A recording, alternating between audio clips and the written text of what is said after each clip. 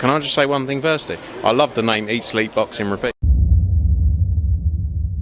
Welcome back to ESBR Boxing's YouTube channel. We are back for another final prediction video. This time it is light heavyweight action in Rotterdam on the GBM show. Gradus Kraus, the undefeated Gradus Kraus, will take on Rostam Ibrahim. Danny, good to be joined by you as always. Gradus Kraus, entertaining fighter, entertained us last time on the GBM show in Sheffield against Scott Forrest. He's had a good active year. Give us your final prediction for this fight, please.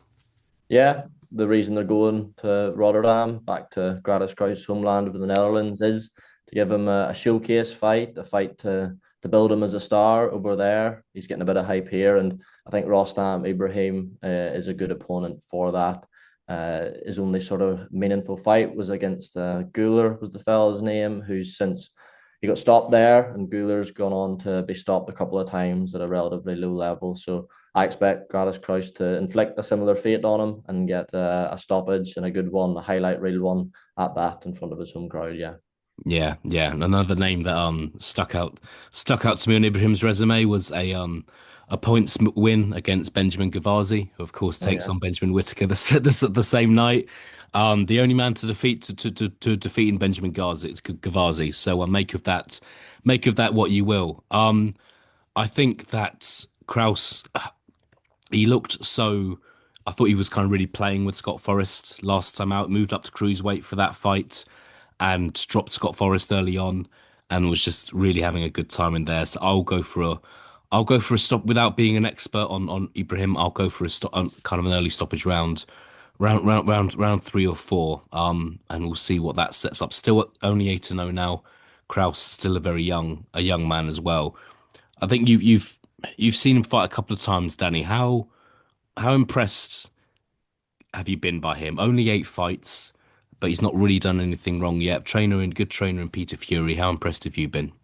You know what? Going into the Scott Forrest fight, I had a lot of questions, and of course there are still questions there at this stage of his career. And when that fight was made on a few days' notice, giving away a lot of weight against a fighter, and Scott Forrest, who was a very accomplished amateur, who had a fight himself lined up for a week or two after, I believe.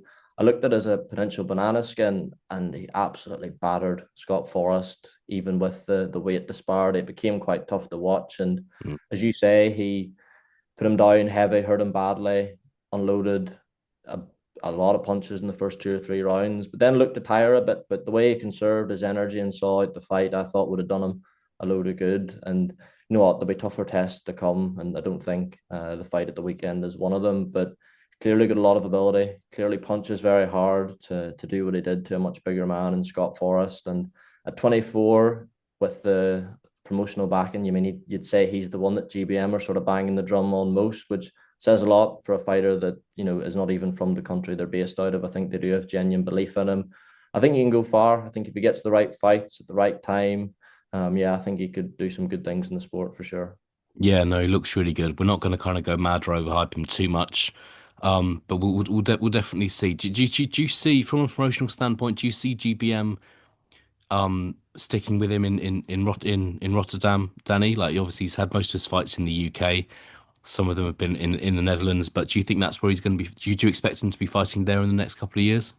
It's difficult to say because there's not a huge boxing scene in the Netherlands. I know they've had some big stars in kickboxing. And speaking to people at GBM at the last Gradus Kraus fight, they feel that there is a market there that they can exploit, and that his profile in the Netherlands is very big. I guess they'll have a more accurate picture and representation on that once the numbers from Saturday night come in. But if it's a success commercially, I'm sure they'll go back. I'm sure there's fighters with higher profile they can bring in as opponents to grow them more. I'm not sure what the pay-per-view market's like over there. I know that dictates a lot of these decisions.